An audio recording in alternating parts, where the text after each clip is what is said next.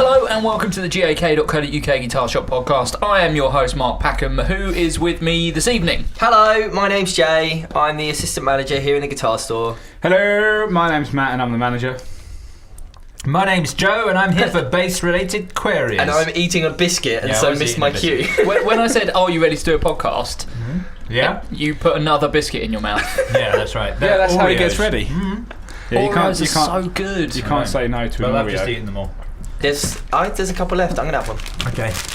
The one nice biscuit vegans can eat. Vegans can eat more than these. You can eat digestives. Dude, Yeah, I've I never bought seen them. you eat Oh, you anything did. other than vegan sausages and Oreos. It's a healthy diet. In a sort of sandwich variety. You just sort of smash it into a mush. Oh God. Put it in a blender with bananas. How's everyone's week been? How's everyone? Yeah, Pretty good. good. Yeah, really good. Actually, we asked this question last week and I forgot to say it, or I think other people had stuff, going on and we had to move on from it. But week before last, I was in the wedding band for the first ever lesbian wedding. Yes. In the UK. I didn't realise it was the first. Yeah, it was the I didn't first realise one. it was the first one in the UK. They were on like Sky News. They were on the front cover of the Independent. My friends Nikki and Tanya. That's wicked. I it think was. what is more important about that is that you played my SG and said it was I played amazing. USG. Well, obviously I'm not a guitarist, but Nikki and Tanya are my friends and have no idea what music is. So they just picked like 3 of their friends and were like, "We want you guys to make a wedding band." We were like, "Oh, can we get anyone else?" They were like, "No, we just want you 3," and they hadn't picked a guitarist. Sweet. In fact, they had, but the guitarist they'd picked was the only person who knew how to play drums as well. So Right. So Good. you took Matt's SG, yeah. P90 loaded SG. Mm-hmm. What were you running into? I took my guitarist's orange Rocker 30 and his closed back 212 cabinet. It was good. Oh, I actually made a super stack as well because I had the Rocker 30 going into a 212, but of course I was switching to bass for some songs, so I also brought one of my OBC 15s and my Tiny Terror. My bass Terror head, so I stacked them all on top of each other. Yeah, I had like the bass 15 on the bottom, then the 212, then the Rocker 30, then the. Did you run the guitar in stereo, so into the guitar amp and the bass amp at the same No, time? I should have done just into the one. Missed out It was there, great, and of course you were quite upset when you got the guitar back, and And the strap was like... I 2 saw the inches picture. long. I saw the picture. What are you doing? But- Mark? But the thing is, I got it out and picked up and was like, this feels really short. Surely Joe couldn't have like worn it that way, and I like actually had to like hold it above my head and then like slip into it like. How do you get it past your moustache? Surely, do you have to like wax it down? You've just got to be careful. You've just got to slip into these things. But yeah, locking it under your armpit is exactly where it should go. Do you Well, go? that's why it Do you smells go so bad. up, down, or do you put it on the floor, step into it, Yeah. and pull it up? I go one arm up and pull it down. So I have to lock my head in next to my arm. That's like me. to get it That's like round. me when I have to take off my skinny jeans.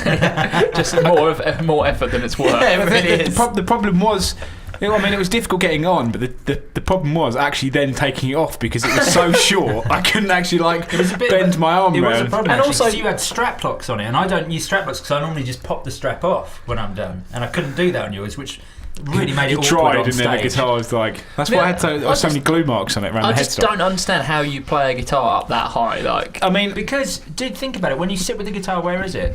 well, mine's usually like down by my knees. Well, 'cause no, it's not. No, when because you're you've got little sitting- legs. When Yeah. you're sitting with a guitar, it's on your lap. It's locked in under your armpit, meaning your hands are in a particular place. When you stand up to play, if you then move that, you're losing all that muscle memory, and you're relearning everything that you learn again. Yeah, so but just have it in the I same play guitar place. more standing up than I do sitting Well, down. that's fine. If you do that, then then that's fine. But it means that I mean, I play guitar sitting down a lot, So it means that when you get on stage, you have to look like a fool. I don't look like a fool. I look awesome.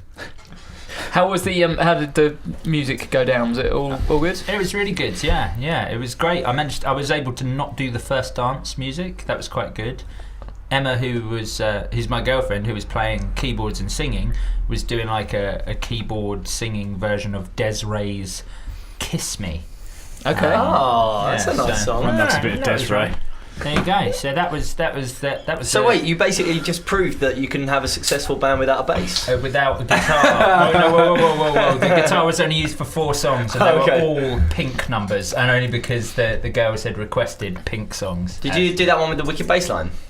No, I guess not, if because there's no they were bass. all on guitar, so it was just It was. What's that song? I want to start a fight.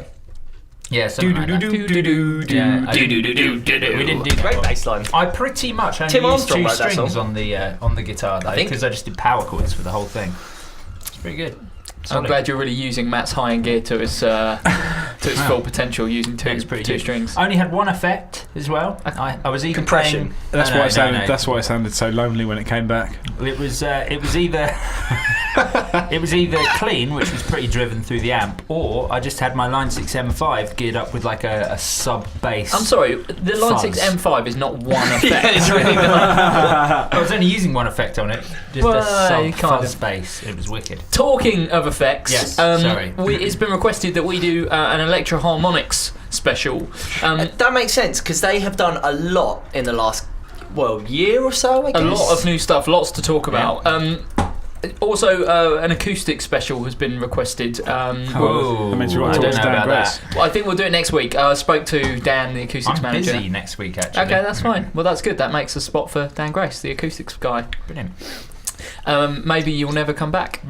This might be your last podcast. Might be your last one for like a Probably month. is. Yeah. What are you going to do? Where are you going on holiday? So let's talk about some Electro Harmonix. I was doing some reading today because I actually don't know that much about the company. Like from when I started working here, I know in the first couple of years we couldn't get them because they'd only just started making effects again, and then obviously they've kind of become the company that we know today. But from doing a bit of reading, founded in 1968. That's crazy, isn't it? I know.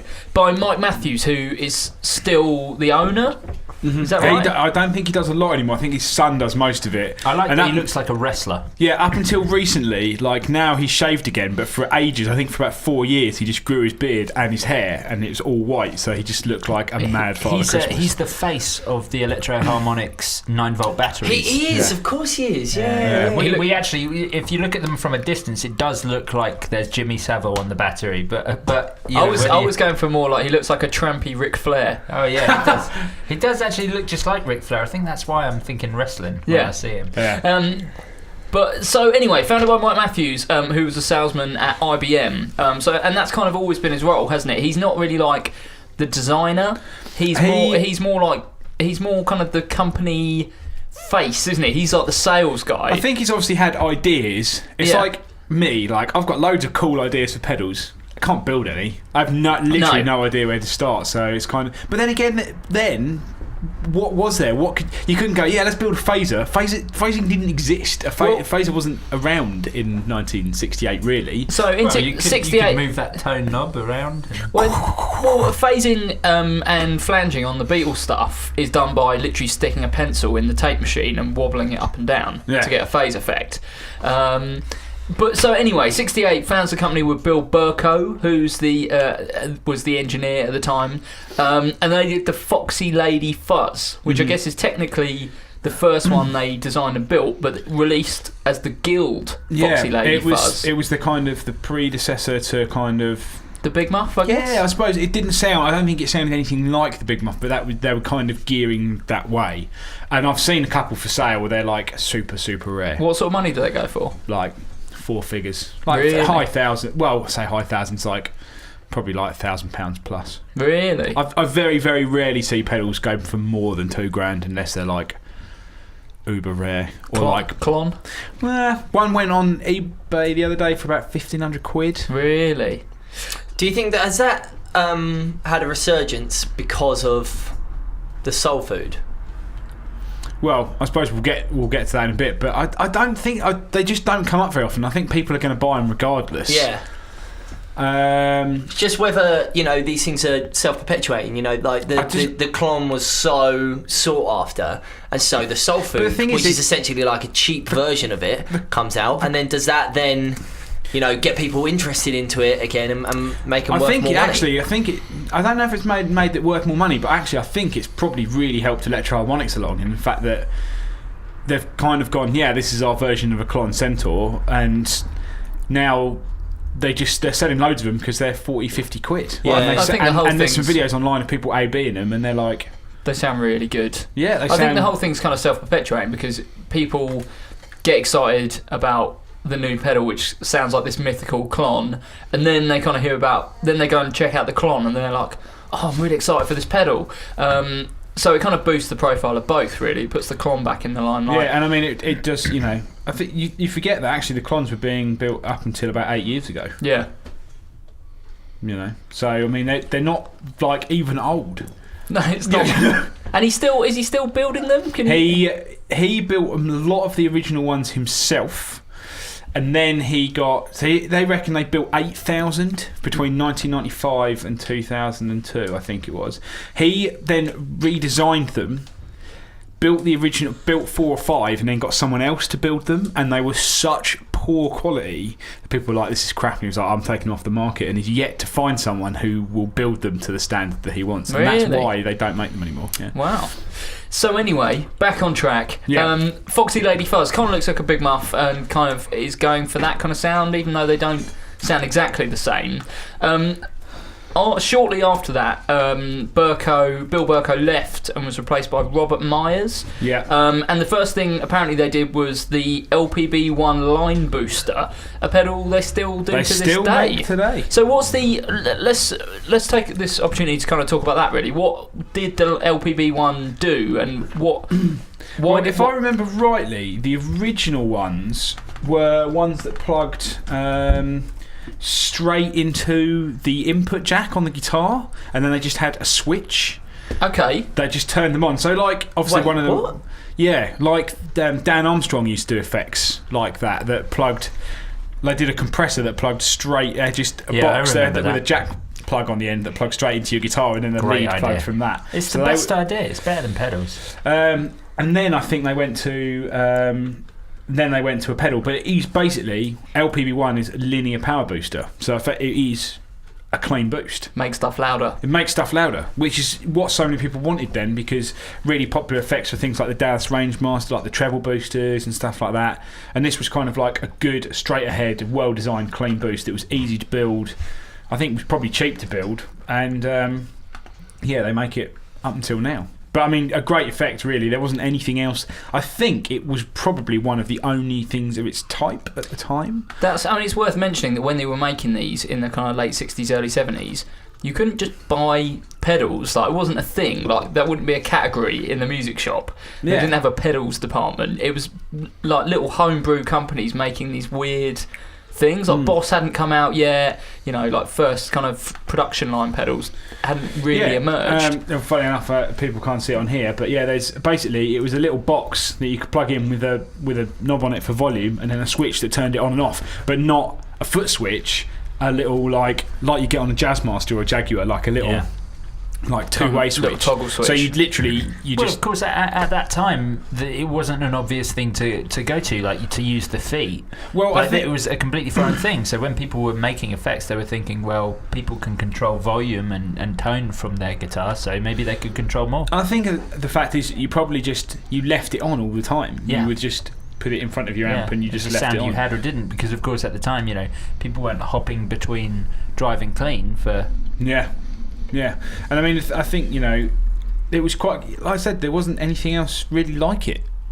So I mean, it was kind of like, wow, this is cool, really different. And the fact they still make it today, and the circuit, I think, is effectively still the same thing. Still does the same job. Yeah. Worth mentioning that other notable kind of strides forward in the early years. They made the first ever flanger with no moving parts. Well, no, first ever. What do you mean? Maybe the first ever commercially available flanger pedal, and they made the first analog delay, with no moving parts. Yeah, I think so. Oh, really? Okay, interesting. What do you mean with no moving parts? Well, without not a tape. Oh, right. I thought you meant without a foot switch. No, I guess that technically is a moving part, but not when it's already on. The Electric Mistress, it's 1976, and was the first pedal flanger, or first flanger in pedal format. Yeah. So what's the first analog delay? One of the memory boys? I don't know what they would have called it. It might even just be called the analog delay. Well, it probably wasn't called analog at the time. The delay. Yeah.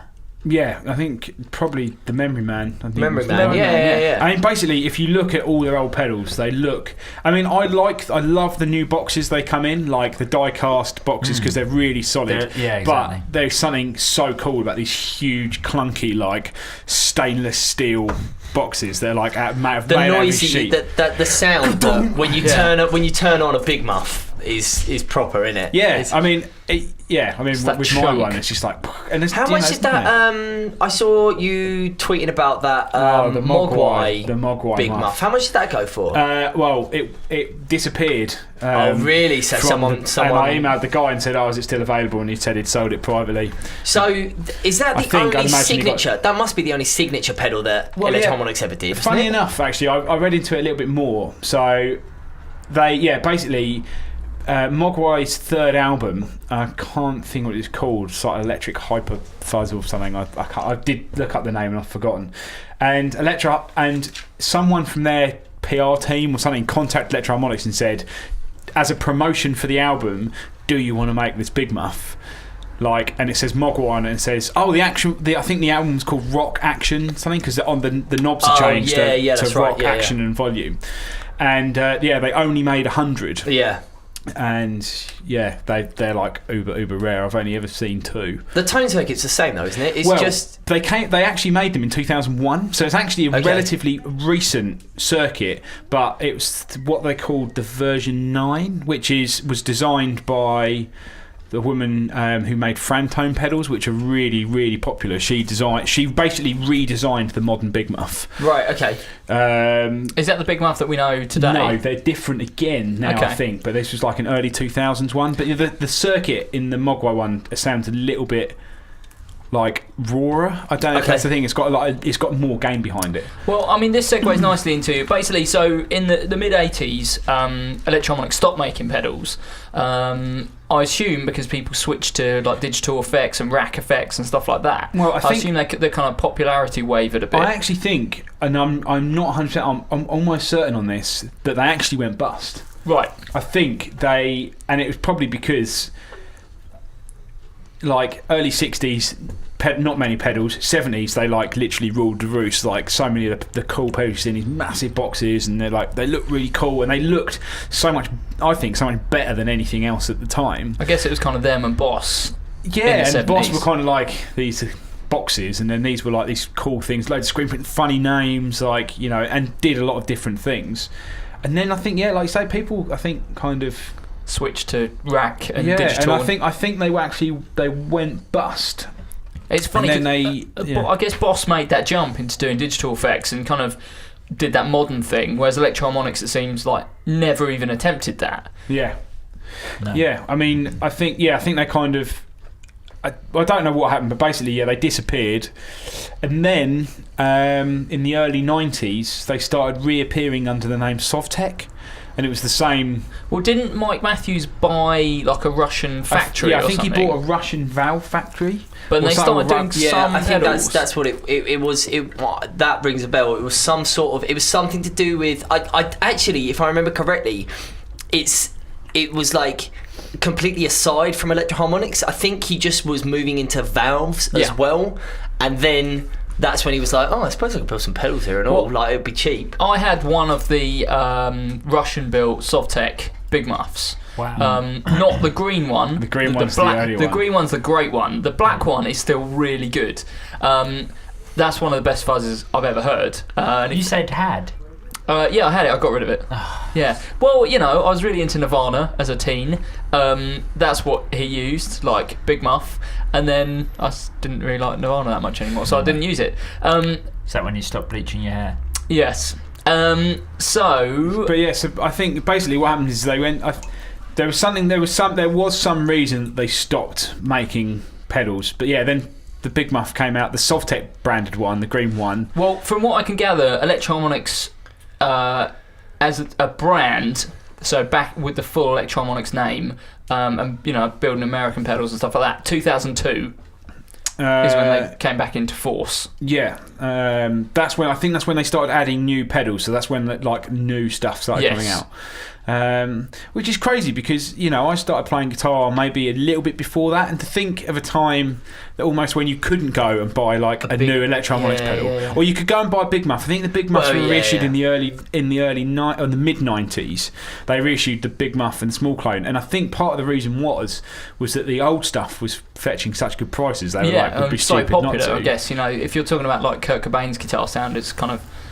Big Muff is certainly in there, but really it's like the Small Stone just on loads of stuff. Yeah, and I think they just gained a lot of popularity, and then they went, let's build some more stuff, and they just reissued a lot of. I mean, that's the thing now, is that for a long time, up until maybe the year before last, obviously they were just reissuing a lot of old stuff in like new boxes. But don't you think that's kind of the reason for them being just so proliferate in today's market, is the fact that they had that ability to. We're in a huge resurgence of like boutique pedals and people wanting old stuff. It goes right through into guitars and everything, with custom shops and reissues being as incredibly popular as they are today. And Electro Harmonix just have this massive back catalogue of revered, awesome stuff that they can pull out of the woodwork whenever they want. Well, I'll tell you when I think the big change was. 2006 is the first time they started doing the die-cast boxes, so the Nano series and stuff like that, rather than the pressed aluminium stuff. Which was really important for them to do. I mean, I understand what you're saying, but to be honest, normally you're the real estate man, and I couldn't. I had the opportunity this week actually to buy an original Electro Harmonix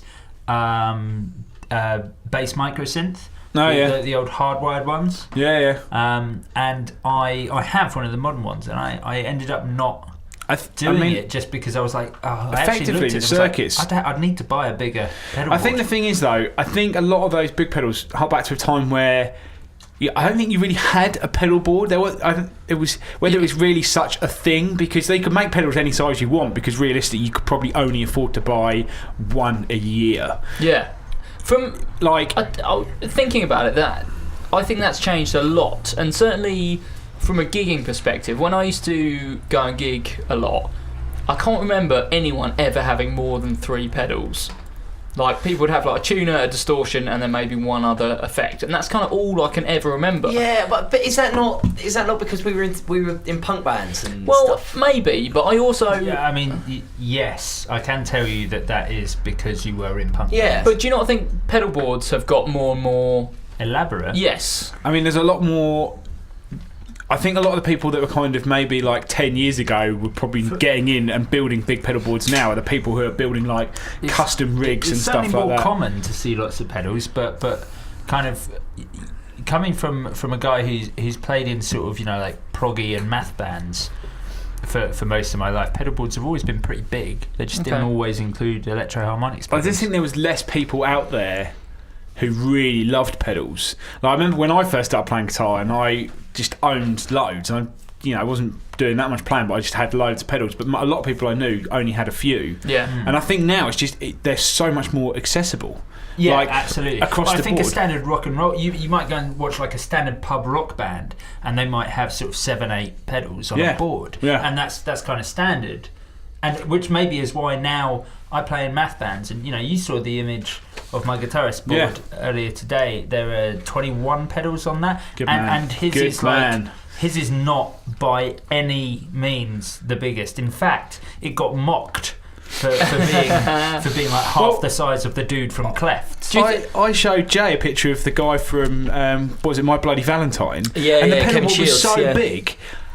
It must have been 2 foot deep. I don't know how you'd step on the pedals at the back. It must be like a MIDI switched thing. Well, I couldn't see anything on there. I definitely saw a neater version afterwards. Like, someone had obviously gone, look, bring it here and we'll like make it all neat and more out for you. And I was like, oh yeah, that makes sense. But when you see it like that, you're like, how is that even usable? We'll get back onto Electro Harmonix in a minute, but I quite like this line of questioning. I mean, do you think there's more of like a prevalent pedal fetishism recently? Like, do you think people are getting more? Because we're certainly, as a company, taking on a lot more boutique-y pedal lines. Like, when I first started, we did Boss, we did Electro Harmonix, we did Digitech, Dodd, now obviously we do, you know, Wampler, Full Tone, Zvex, Strymon. But the weird thing is, if you think, all right, so you take Zvex. I mean, Zvex's first pedal was 1996. Right. So, I mean, they've been around a long time. Yeah. But I'd imagine in, like, 96, 97, if you were going to go and get a Zvex pedal, I mean, that would have been probably a difficult task in itself. Well, you probably had to have lived in New York. Yeah, for one. I mean, you know, I think his lucky break came that when he took one to what's that really famous Manny's in New York, and they had one. They just went, oh yeah, we'll stick one in the cabinet, and then the guitarist from I can't remember, one of the guitarists from a really famous band at the time got one and went, oh, I'm going on tour, and then came back a month later after used it on tour and went, can you get me 5 more? It wasn't Jay Mascis, was it? No, it was a guy that was playing for a female singer, and I can't think what the name was. I will find it. Okay. But yeah, I mean, Full Tone's been around a long time. I just think now that there's so much out there, and I think the internet has played a big part in it. But is it not also like, you know, nowadays, if you know, you can come into a guitar, you can come into our shop, and you could be like, okay, look, I've got 40 quid and I kind of want to buy something a bit fun for the weekend. You know, you could either go out on a Friday night and go and get pissed and spend 40 quid in the pub, or if you're not into that, you can come to the shop and buy a weird Moore pedal or a weird Hotone pedal. Or a soul food. Or, well, yeah, but you know, if we go down the route of something not just weird. Distortion, something weird, it's for like 40, 45 quid or something like that. And is that not like a sort of gateway drug? In one sense, you know, I'm not you know, casting aspersions on the sort of cheap pedal companies, but like these smaller pedals, you know, if you get into them, you go like, oh, this is cool. I mean, you follow that line of interest, and you sort of learn.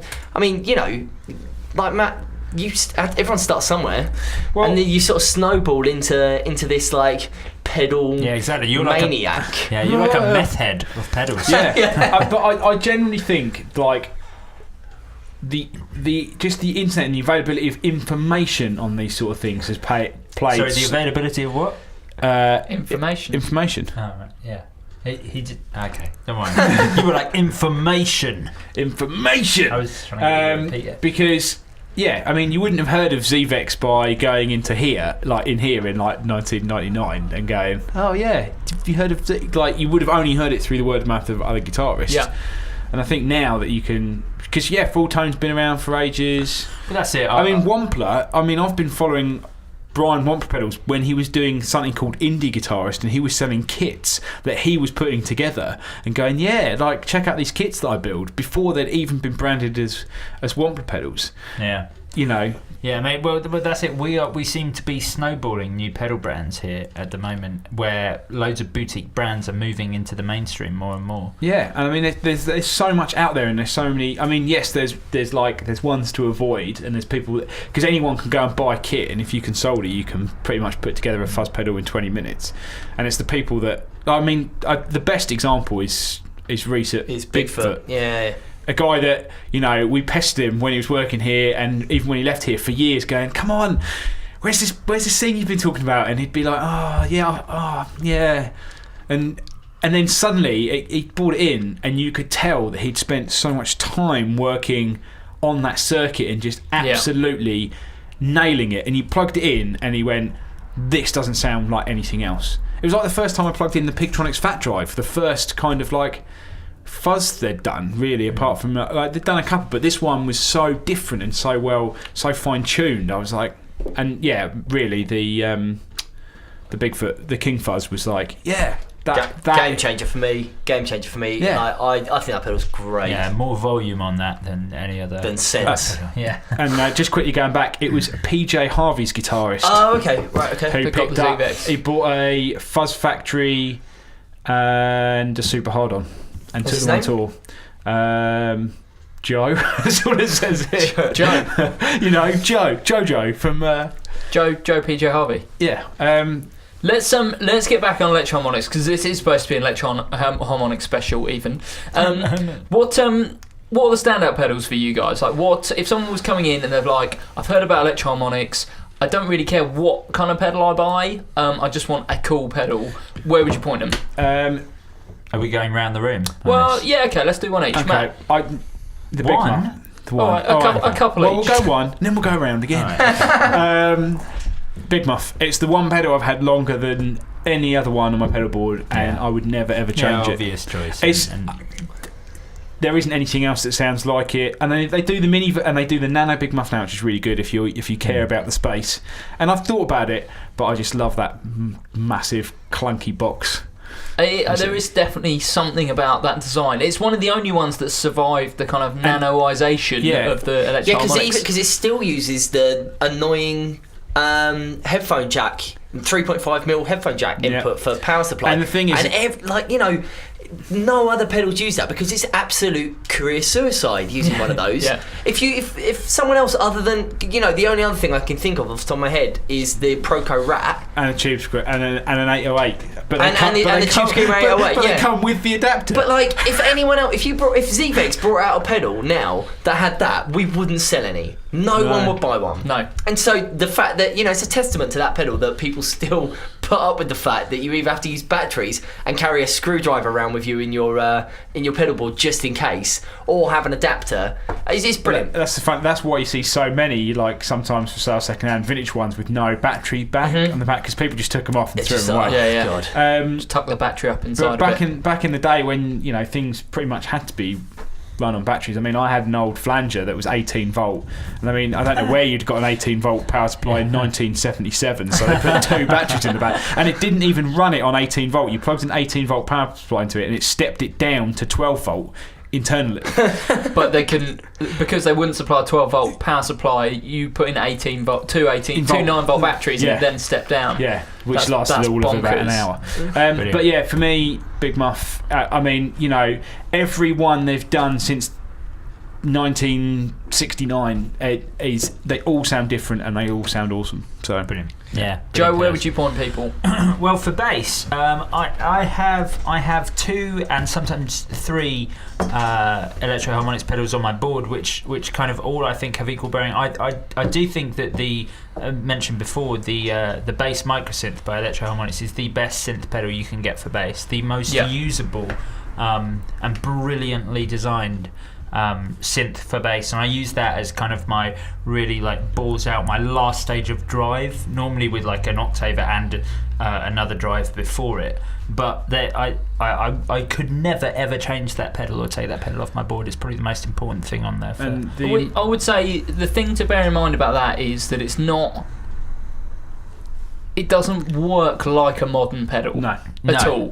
The sounds are shaped on sliders. You can't ever save the sounds. Well, exactly. Things like, do you know what I have to be really careful with? If you let a note sustain, because it cuts. Yeah, it's got an internal noise gate. Exactly. It's not an internal noise gate, is it? It's that it's not tracking the note anymore, so it doesn't then produce the note.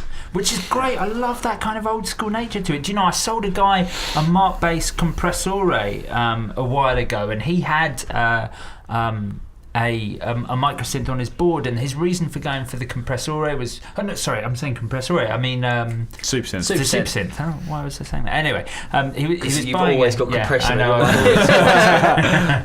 But this dude was buying a Supersynth, and he was saying he was buying the Supersynth because he was saying it's so much more controllable than the Electro Harmonix space. You can plug it in USB and design the sounds and sculpt the sounds. Stuff like that, and that is all true. But I love that I feel like I'm never quite. I feel like I'm just about reining in some manic bull with the. The thing is, I think they were designed. If I remember rightly, it was designed in conjunction with the guy that helped design like the Moog synth. Really? So basically it's effectively like a Moog engine in there, and instead of a key triggering a note, it's actually bass, taking an external audio in from your bass. Yeah, but yeah, they are phenomenal, and it's the best 200 quid you can spend on a bass. I used to have a guitar pedal. one, and I used to have one of the old ones, like in the. I'm not sure they're as applicable on guitar, but they are good. They are great. Oh, and I mean, I used to have one of the old ones before they did the die-cast box, and it sounded wicked, and I really want one, but I don't want to buy one of the modern ones. I want one in the old box, and they were hardwired. They never ever come up. Yeah, no, they were wicked. But I will add that I also have a bass Big Muff Pi on my board, and I've bought other drive pedals whilst owning that, because I've been like, it's a 50 quid drive pedal, it's the cheapest drive pedal you can get on the market, there's got to be other stuff that's better. I bought a boutique one that I had like made, that lasted a couple of weeks on my board, and then I was like, no, I've got to put the Big Muff back on there, because the Big Muff Pi is the best drive you can get there for bass, and it's 50 quid, which is unbelievable.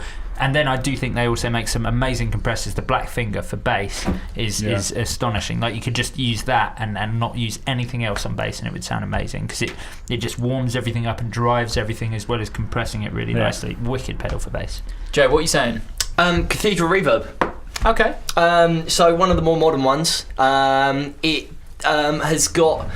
So I guess the Holy Grail is the sort of obvious choice when it comes to reverb with. Well, I guess in general, for a long time, especially when I started, that was kind of the reverb pedal. Yeah. But everyone had even one. That has 3 forms now, isn't it? The Holy Grail. There's what, the Plus, the Holier Grail. Oh, there's the Holier. There's 4. Then there's the Plus, the Holy Grail Plus, and the Holy Grail Max. Which is the new one. Yeah. And for a while there was the Holiest Grail, which I had and destroyed.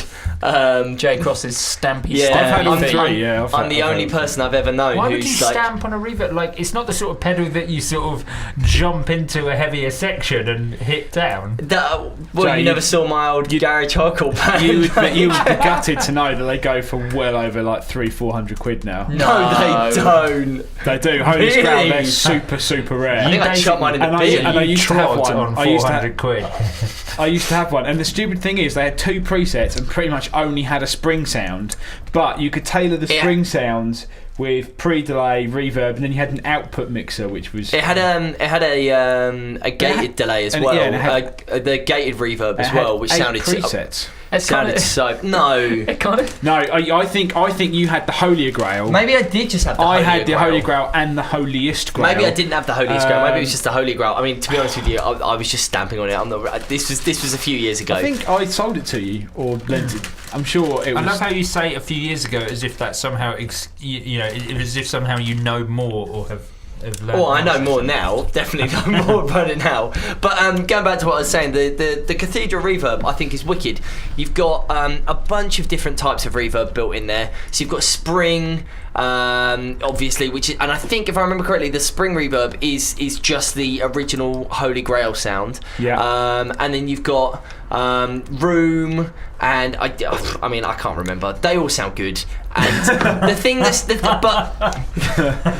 the thing that I like the most about the Cathedral Reverb is just how expansive and dark it sounds. I think it sounds a lot darker than. Plus, you have the infinite button. Yes, of course, you have the infinite button, but like there was a lot of presets on it. Yeah, I think you can have 7 presets. I think 8. Is it 8? Okay, right. So you can you're looking it up. I'm going off memory. Okay.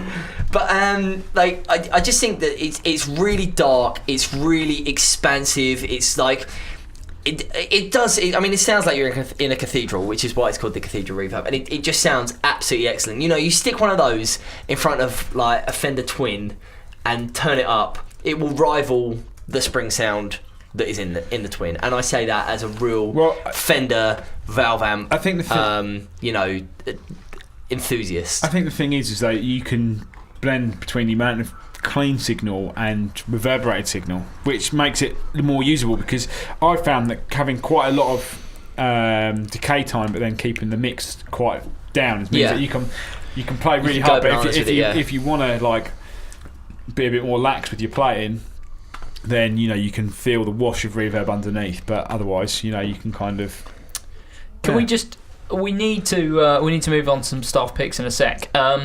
Can we just talk briefly about the new range of drives and fuzzes that they've done? Because I think in the past few years, actually, the pedals they've released this year have been the most spectacular. Obviously, we talk about the soul food all the time, but that's kind of part of a new range that includes the East River Drive. The OD Glove.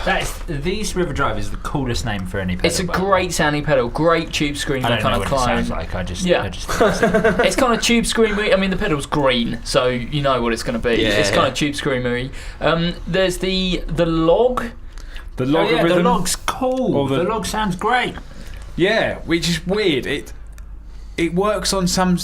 So the if I remember rightly, the reason it's called the log or the logarithm drive is that you've got the lumberjack. That's what it's called. Yes, because it's got a something log. Exactly. So when you turn it up, instead of just a continuous, like, clean swoop, I suppose, or gradual increase in drive as you turn it up. I think it works. I think it times the amount of gain that's in there. So it works in steps. It's not. Times. So what you're saying it's not linear. You've done this a couple of times now. You said Aurora earlier. Aurora. Aurora Borealis. Aurora. So the lumberjack. There's also the OD glove, which is a very impressive high gain overdrive. Would you say? Yeah, and then there's also the satisfaction fuzz, which we talked about, which sounds like can't get no satisfaction. I guess. I can't believe they got away with calling it that. I think it's great, considering that what Wampler, my staff pick, got told off for calling it the because it's now called Ace 30. The Ace 30. Before it was called the I think it was the A30 or something ridiculous, and then they went, no, you can't call it that. It's too close to AC30.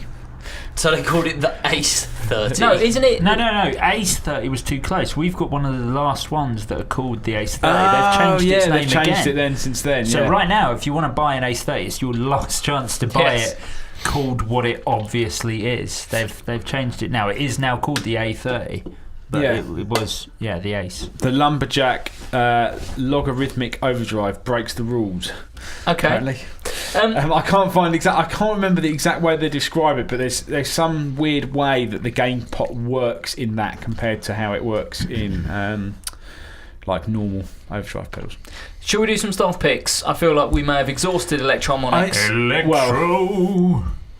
You may have, but I can. You can talk about them all day. I literally, I think they are probably my all-time favourite pedal brand. I think, especially if you fancy it, go and look back. Like some of the stuff that crops I see sometimes, I'm like, I had no idea they made that, and they made some just obscure stuff, like in the 70s. And you're like, that's so weird. Like the Golden Throat.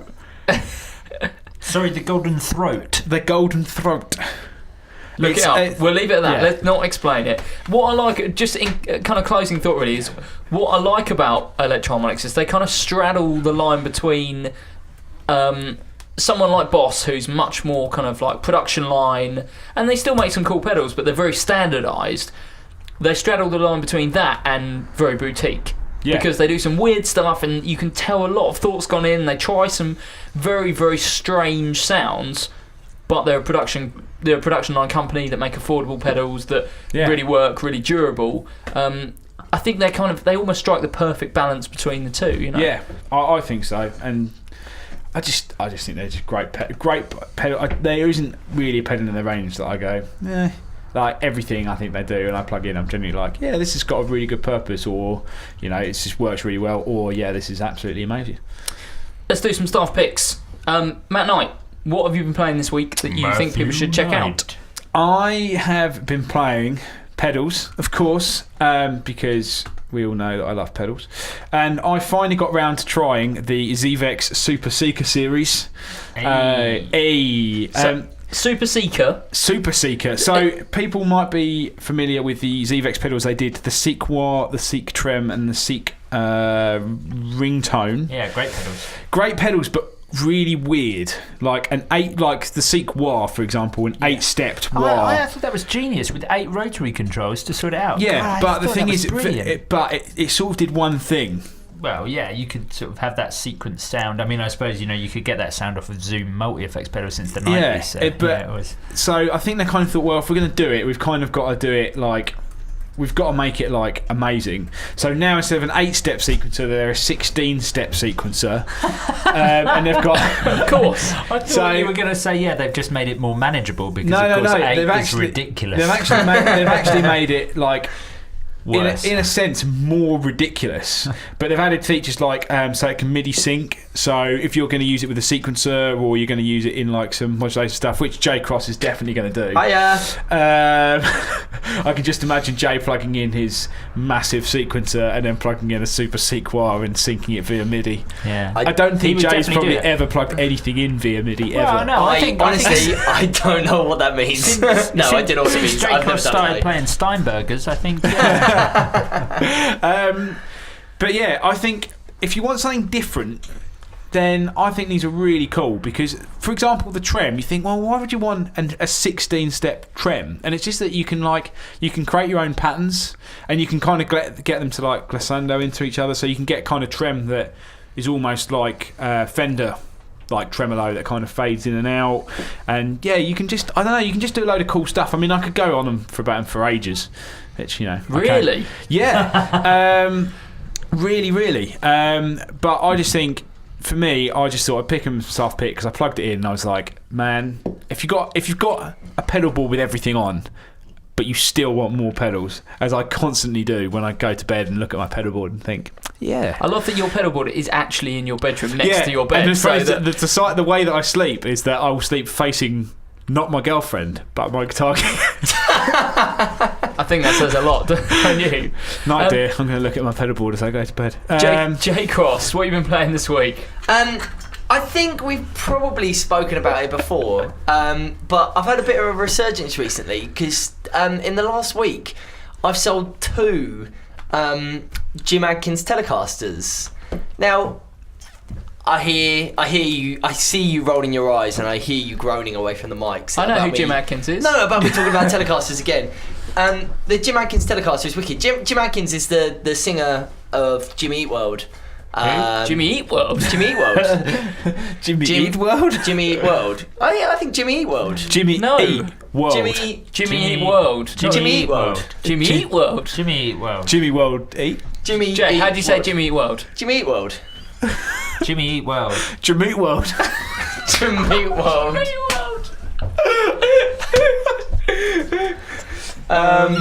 Okay. I mean, I actually say Jimmy at World. Jimmy at no. Anyway, so this useless guitarist from this average band. So the Jim Adkins Telly is officially it's the JA90. And it's based on the TC90, which was it was in production. They didn't do very many of them. It was a really, really weird guitar, and something that for some reason I remember really vividly. It was a double cut telly with P90s and a set neck, and that's what Jim Adkins from Jimmy Eat World used for quite a lot, you know, for quite a long time. And when they Fender gave him his signature, they went through sort of step by step what he liked about the TC90 and what he didn't like about it. And basically the telly is 24 3/4 scale length, so it's not standard scale length for a telly, which is 25.5. Which makes it quite interesting because there's very, very few Telecasters that have that short scale length. And I think it's pretty much just the thin lines. I think I could be wrong, but I think it's pretty much just the thin lines that have that short scale length. I think possibly the Cabroneters do as well, although I'd have to double check that. That night. I will. While you talk away, I will have a look. I realise this is probably something I should know, but I can get into scale length. But anyway, so it's a slightly shorter scale length, which just makes it really easy to get up and down the neck on. It's a set neck, which is really cool and also really interesting and very un-Fender in general. You know, especially not very Telecaster, but not very Fender at all. And then you've got 2 P90s. Which are just great for that sort of, you know, like raucous, like high gain, but not high gain, but like high trebly, like pop punk crunch. But they roll off to like Jimmy Eat World, especially the early stuff was very. Was like what they were like contemporaries of like the Get Up Kid, like early sort of emo revival. It's kind of like like mid-90s emo revival. Clean, crunchy. Yeah, and they, Let's call it middle of the road. Oh, careful now, son. Careful now, son.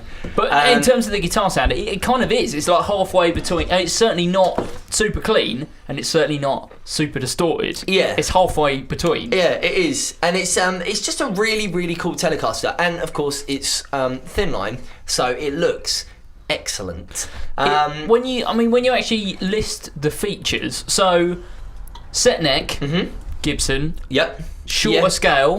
Gibson. Yeah. P90s. Gibson. Yeah. Hollow body. Gibson. Yeah. I kind of hadn't really thought about it like that. Tunematic tailpiece. Yeah. Gibson.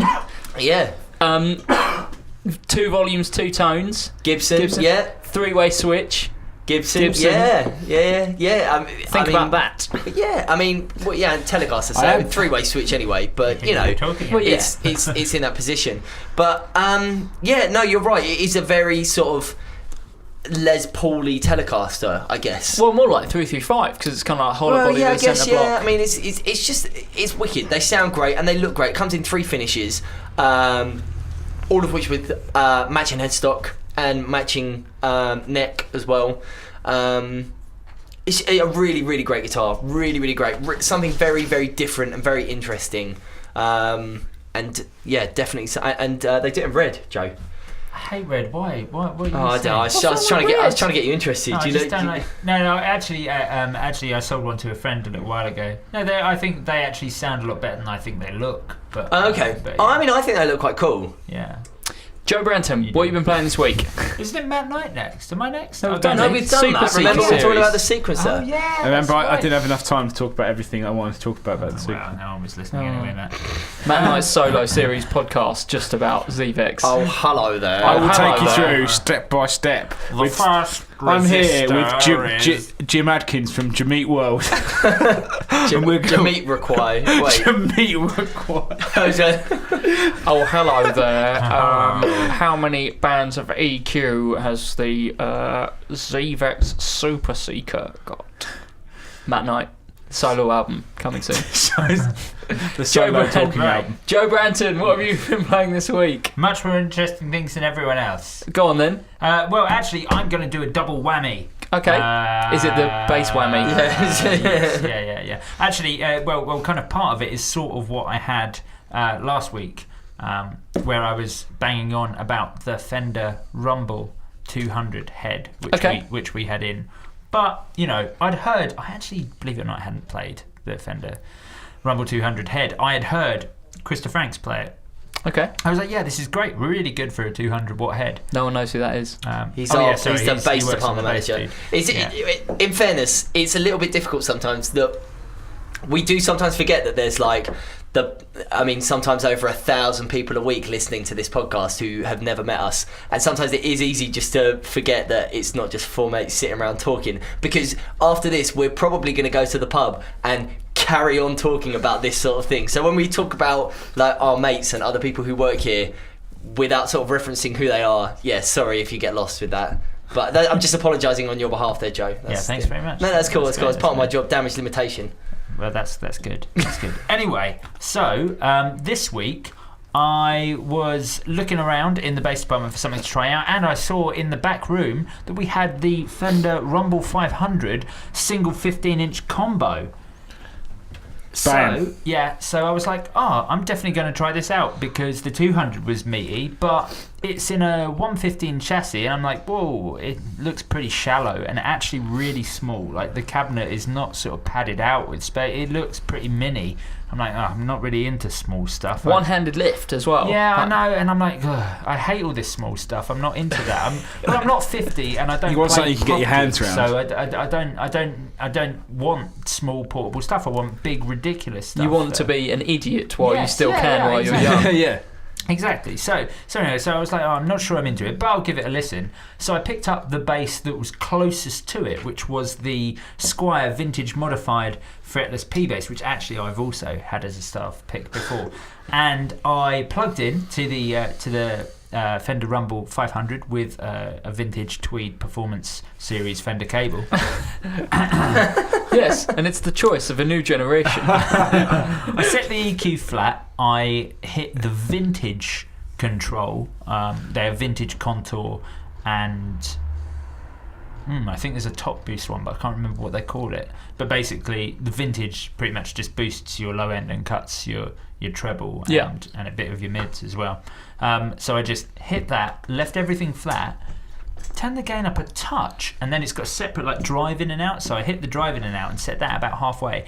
And I think I had the gain at maybe halfway, maybe slightly less. I had the volume at a quarter with the drive on, with a fretless bass, and it was so loud that the acoustic basses behind me were vibrating, making audible notes. I was like, this amp is like, it's a combo, and it's like the Rumble series is like a starter series. It's not considered really high-end pro gear, but I was like, this is loud, sounds amazing, doesn't have any valves in it, so it's not going to break.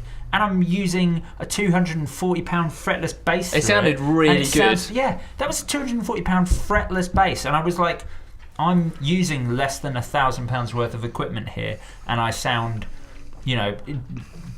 in sort of the top notch of how I have ever sounded through any equipment. Top 10%. Yeah, it was so there. So I've said that fretless bass is wicked before, but that fretless bass is wicked. I love the fact that you can just go out and buy so much gear for. Yeah, I mean, that's what we were talking last week. Sub $1,000, and if I heard someone playing through that gear at a gig, I'd be like, wow, that is an incredible sound. Yeah. The worst thing is, even working here, for the amount of time that I've worked here, doing this podcast and actually sitting down and talking about the amount of stuff that's available and how little it costs has just made me buy loads more stuff. Yeah, well, I definitely am buying I think more this stuff. is the thing. We're just going back to what we were saying earlier about pedals.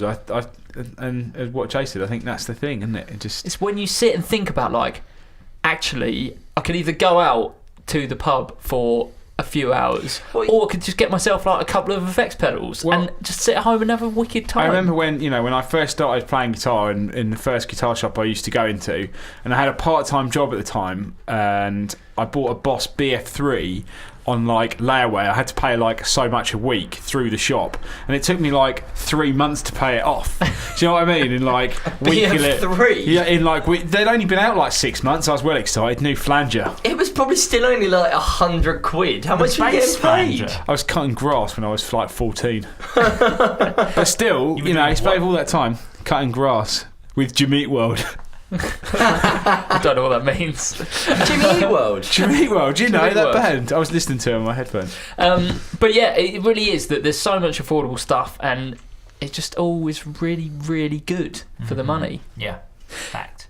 Shall we answer some questions? Yes. Because other people want to know about gear. Can I do their voices again? No. For reference, see last week's podcast, Joe's attempt at the voices for the questions. It was not good.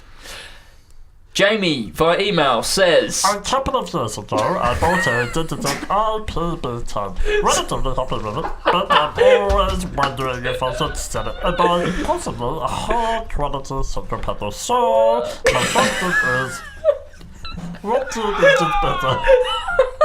Single units or multi-effects boards? Also, what is your opinion on IPB? I really recommend it on the podcast. Who was as funny as last week? Last week is almost as funny as the one that wasn't that funny. It was more funny last week because Mark, you did a slightly Italian accent and Mark did the same accent without realising.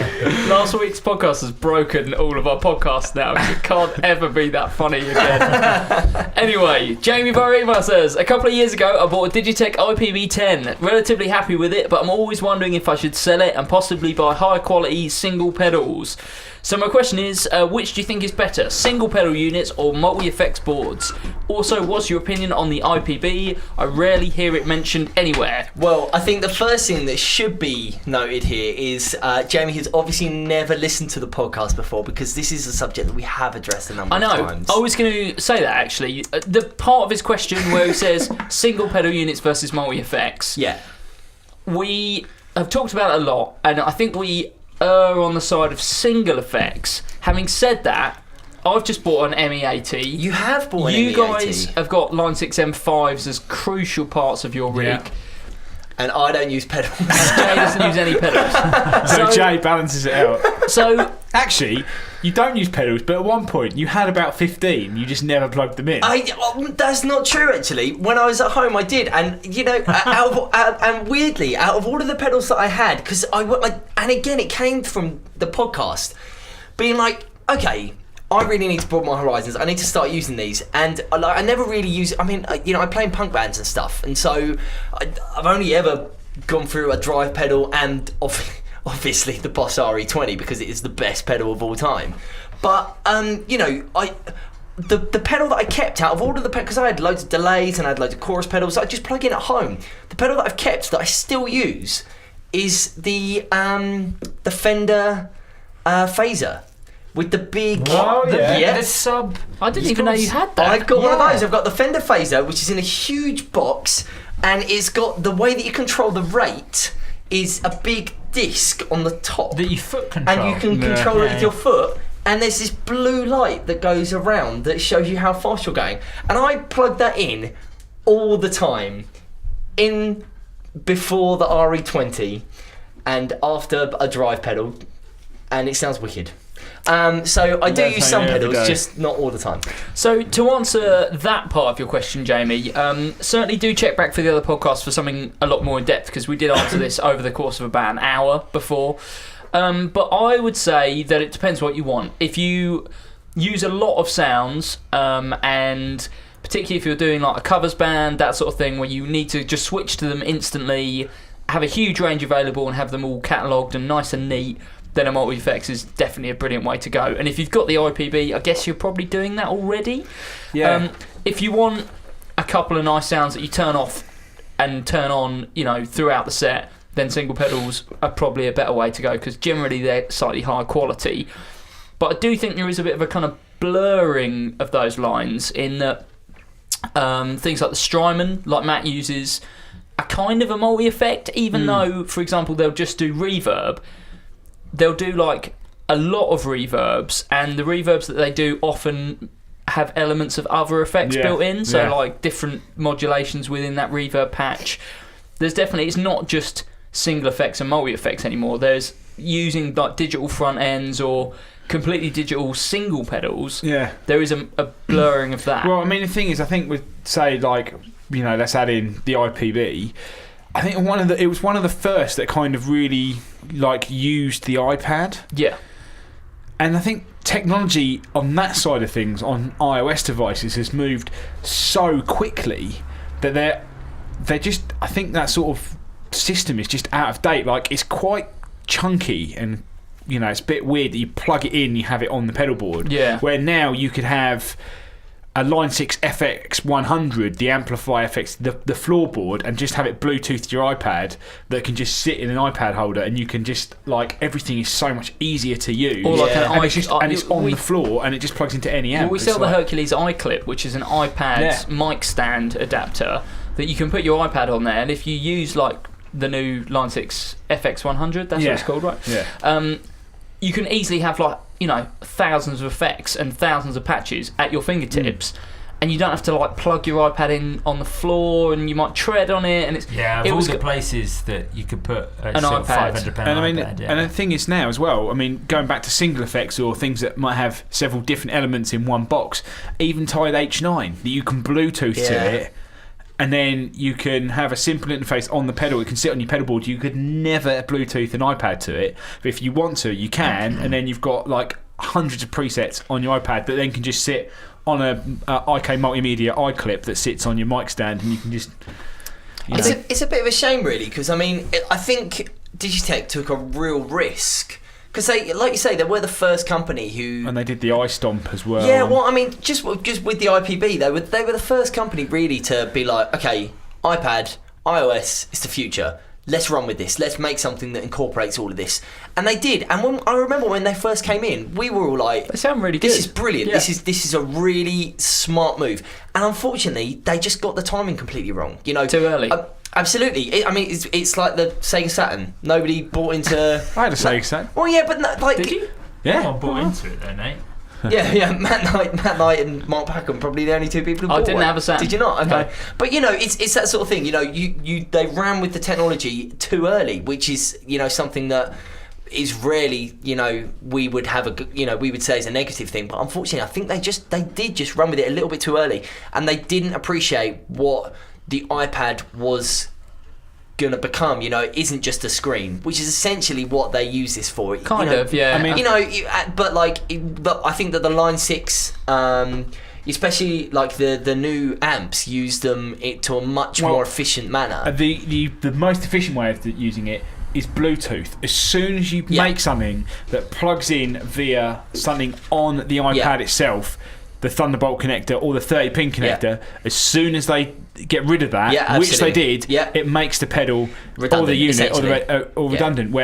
So you have to plug it in to access for all the buttons to work in conjunction with the iPad. But now with something like the camera connection kit with a USB lead, you can get MIDI foot controllers that have USB, and you can use those. You can go out and buy some online that are dead cheap that then instantly map to your iPad, and it's never out of date because you can use a camera connection kit or you can use Bluetooth. Yeah, but like I say, I mean, it was a good pedal, and it was very, very forward thinking by Digitech, and I think it was too much money at the time as well. I mean, it was too much money, especially considering you would have already had to have bought an iPad. So you're looking at like nearly £800. Yeah, I mean that's a lot of money. I mean, you can more or less buy a G system for that, a TC Electronic G system. So, Jamie, in summary, the setup that you've got, we all kind of really liked. But if you're looking to move on, I would say perhaps drop Matt an email, matt.knight@gak.co.uk, just with a kind of list of what you like off the IPB, and Matt can maybe put you together a pedal board. An ME80.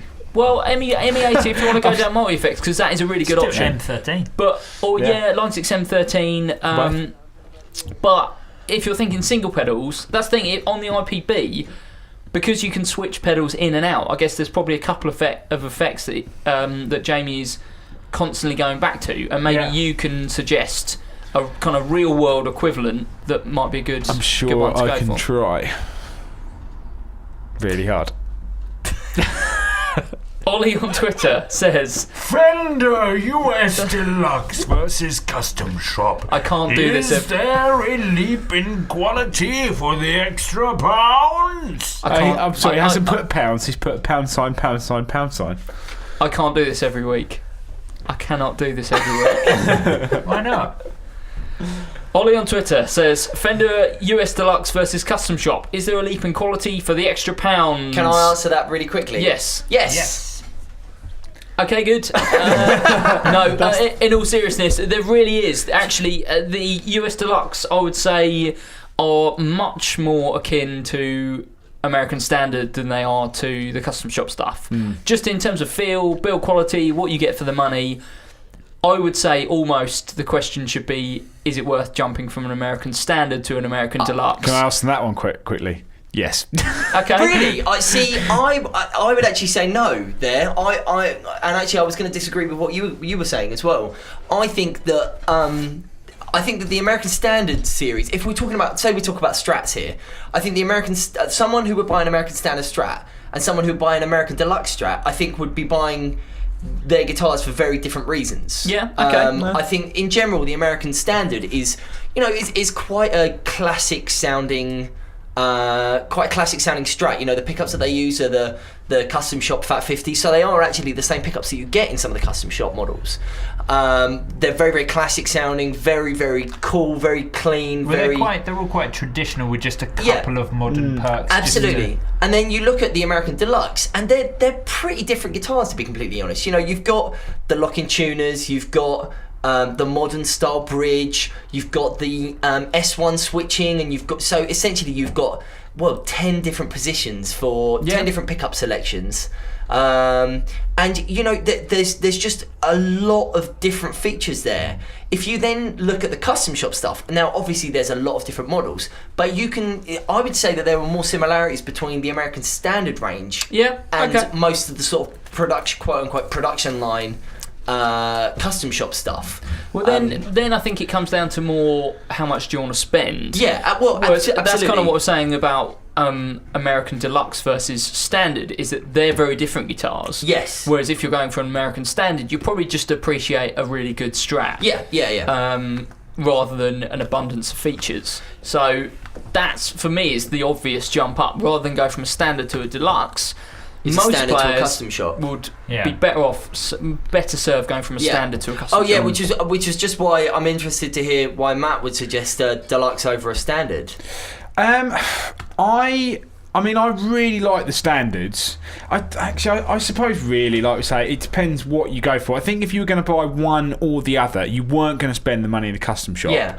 I would rather have a Deluxe because I think they're noiseless pickups as well. Sorry, but I suppose they're a much more modern guitar. So if you kind of want, they still sound like a Strat, but they've just got a little bit more of a modern quality to them. Compound radius fingerboard, contoured heel. So they're going towards what a lot of people are going for in things like super Strat brands, where maybe. Yeah, I think maybe just American Standard's just a bit too traditional, but then. I don't know. I think it's just really about playing them and seeing what you get on with. But if it was me and you definitely weren't going to spend the money you were going to go up to a custom shop, then I would say go for a Deluxe. But then there's things like the Selects. Selects are in there, and the American Vintage stuff. Depending on what you look at, like I think some of the American Vintage stuff a tad overpriced. Depending on what you look at. The thing is, with some of the American Vintage stuff, you are literally only hundreds of pounds away from a custom couple of shop. £100. But that said, the American Vintage 59, that guitar was wicked, absolutely brilliant. Like, I mean, I was never a huge fan of the 62 range, but I'm not a big fan of 62 Strats in general. Like even the custom shop 62s aren't my favourites, but that American Vintage 59 I thought was an absolutely fantastic guitar. So Ollie, I guess if you're thinking about getting an American Deluxe or a custom shop, it kind of depends on what you're looking for in the guitar. If you want something very, very modern, then American Deluxe might be the way to go. If you want a very, much more traditional Strat for not that much more money, then you want to be looking at custom shop, because there is certainly a quality jump. It just really depends on the spec that you're looking for. Yeah. Lee on Twitter says, recommend me a reasonably priced guitar that I could travel with and record. I like Les Pauls, PRS and Fender. What's everyone's pick for sub 500 quid? Matt? I am going to go for... actually, they're not sub 500 anymore. Damn. Well, let's say they're... All right, okay. So, around 500 quid. So I do them a deal. For me... I do your deal. Right, for me, 2014 Gibson Melody Makers. Oh, that was going to be mine. I'm sorry, they're just too good. You've got to pick a bass. Oh, no, he says guitar. Yeah, it's a guitar. Oh, okay. For me, I just think, I mean, you're not going to get something that sounds like a PRS, a Les Paul, and a Fender all in one for that sort of money. But what about SGJ? Sub 500 quid. Yeah, that's true. The LPJs aren't, but the SGJs the reason I wanted to pick a Melody Maker is 'cause it's got P90s. Yeah, true. And I like P90s. They're really well put together. They're just, I think they're cool guitars. I think they'd be good for recording, and they're really versatile. 50s rounded profile like a Les Paul. P90s are going to give you a little bit more grunt, and you can wind them back for a little bit more of a single coil vibe if you wish. Jay? Sub 500 quid. I mean, if you're willing to spend a little bit more, I mean, I'm going to be a broken record here and say the Baja. But if you don't want to spend that money, the Squier Classic Vibe 50s Telecaster, or or 50s Strat, or 60s. They're all a classic vibe. But classic vibe. The Squier Classic Vibe series, I think, is it's very, very difficult to for me personally, from the stuff that I like and what I like about the Classic Vibe series, which is they're very, very classic. They sound excellent, and I think the difference between that and the sort of entry level Fender stuff, the Fender standard, Mexican standard stuff, I would personally go with the top end Squiers, because I think they're absolutely brilliant and fantastic value for money. Joe? I would go for the Fender Modern Player Telecaster Plus. Okay. Just because I think it's such a versatile Telecaster, and it's in fact sub 400 quid. So quite. I mean, whilst it's your standard sort of solid body Telecaster, you've got like a humbucker in the bridge. You've got like a middle sort of strap pickup in there, and then you've still got that lipstick pickup bang in the neck. With kind of like a 5-position bladed switch, which just makes it incredibly versatile. And also looks awesome, comes in some great finishes, is very affordable.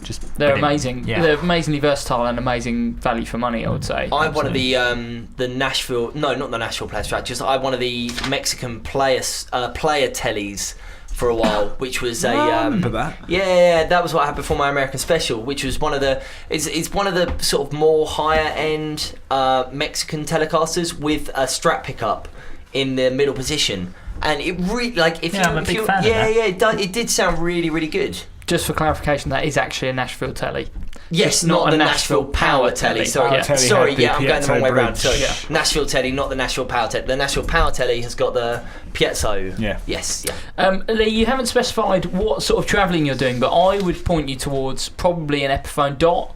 That was the other thing. Just because if you're doing, if he's travelling, surely a pig nose.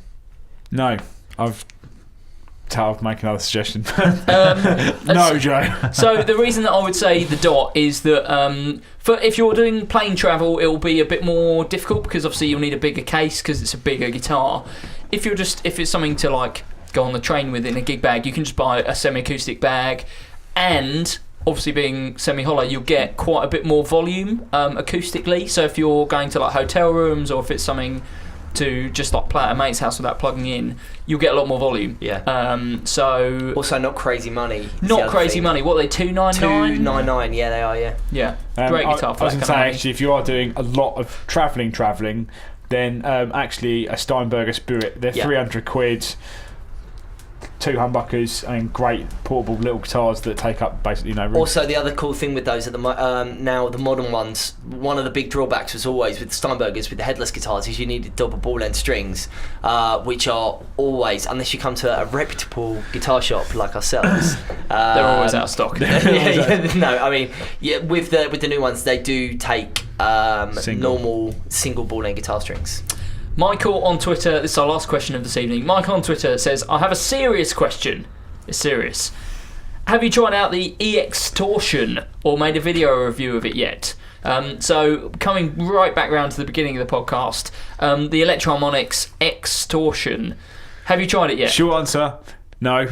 But I will plug it in and we'll discuss next week. It looks brilliant. It's the Electro Harmonix version of a Sansamp, I suppose. Yeah, that sort of thing. So you've got like a full EQ on there, plus you've got there's like 3 gain. knobs named gain. Gain, that's a lot of gain and volume. That is a deep DI output. Is it booster on there? Yeah, it's a proper JFET driven distortion with a DI out. I think it looks like it could be I don't know what that absolutely means. brilliant. With cab emulation. Wow. So you can go straight into a PA? Yeah. That does sound good. It does. So, Michael, maybe we should do a video on it. In summary, we haven't tried it yet. We'll try and get around to do a video this week. We've got them in stock. If we don't get around to doing a video, Matt will get his hands on it and we'll give you a bit of an update next week to just see where we get to. Thanks for all your questions this week. I hope we've answered them satisfactorily. If you've got any questions, podcast@gak.co.uk. You can also get in touch on Facebook, facebook.com/GAK Music, or on Twitter @GAK_co_UK. Or you can get in touch with me personally on Twitter @Mark_random. I want to hear about. I'm thinking about buying a GameCube. Tell me your top 5 to 10 GameCube games. There weren't that many. Matt Knight, how can people get in touch with you? You can email me, matt.knight@gak.co.uk, or you can tweet me, matt_knightsy, that's Knight with SIE on the end. And I now really want to buy a Sega Saturn, so tweet me your top 5 to 10, if there actually were 5 to 10 Sega Saturn games. Panzer Dragoon Saga. Oh, such a good game. Jay Cross, how can people get in touch with you? You can shoot me an email at j.cross@gak.co.uk, or you can holler at me on Twitter @JAYBM1. I'm sort of in a bit of a conundrum at the moment because I'm moving house in a couple of weeks, I'm not actually going to live in BM1 anymore. So you're going to have to change your Twitter handle. You don't live in BM1. I do live in BM1 right now. The place by the Shakespeare's Head is BM1. Is it? It's BM1. I mean, in fairness, when I started the Twitter handle, I did live in Hove, which is BN3. Now BN3 is the best. BN3 is the best. I do miss BN3, but I'm about to move to BN2. Oh dear. I know. I've never lived in BN2 before, and I always talk down on BN2. But the flat I'm moving into is actually really nice, and I'll be able to get my cat back. So, if you want pictures of cats on me, follow me on Twitter. That sounds horrible. Joe Branton, how can people get in touch with you? You can email me at joe.branton@gak.co.uk, or more usefully, you can tweet me at Yosef_900. This week, I'm mostly going to be talking about what's his first name? Is it Matthew? I've literally no idea. Is it Matthew McConaughey? Yeah, Matthew McConaughey, True Detective. I'm going to talk about Matthew McConaughey's incredible headbutt. Or triple headbutt. Don't give me anything away about True Detective. I haven't seen the last 2 episodes. I was just about to say. Do not spoil that for me. You can't spoiler on this podcast. I didn't mean to. Okay, if you want to talk about his incredible headbutt at the end of True Detective, then I want to. I'm sorry, Matt. I want to talk about that. I'm also really into tasteless basses again. I tried to be tasteful. Can I change what I want to talk about on Twitter? No, I souped up my P bass. I was getting all traditional cool stuff. I was getting into retro gear, and I just realised, you know what? I just love headless basses. I love bad finishes. I just love everything awful. So anything weird and ridiculous. Go and get yourself a concrete about that. Matt, how have you not finished True Detective yet? Because I was away at my folks. Yeah, I was away at my parents. Me and Mark, how many? What was it? 3 evenings we did the whole season. I had to go and spend time with my family and girlfriend. Oh, thanks. That's a deep cut. All hail the Yellow King. Oh yeah, man! That's right, true. I'm going to watch an episode tonight. We're out. Bye. Farewell.